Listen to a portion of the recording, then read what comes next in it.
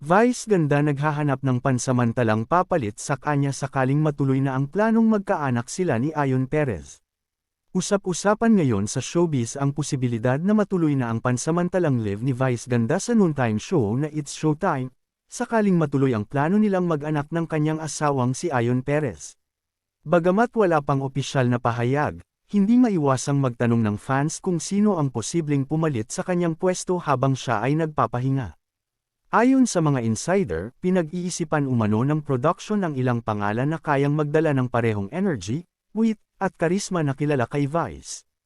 Hindi biro ang papasuking responsibilidad dahil si Vice ang isa sa pangunahing haligi ng programa, lalo na sa hosting, comedy banter, at pakikipagkulitan sa audience.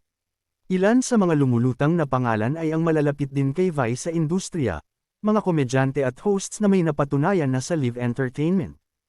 Posibleng pagpilian ang mga regular na co-host ng It's Showtime, o kaya naman ay magpasok ng guest hosts na paiikutin kada linggo, depende sa magiging setup ng show. May mga netizens ding nagsasabi na mahirap talagang palitan si Vice kahit pansamantala lang.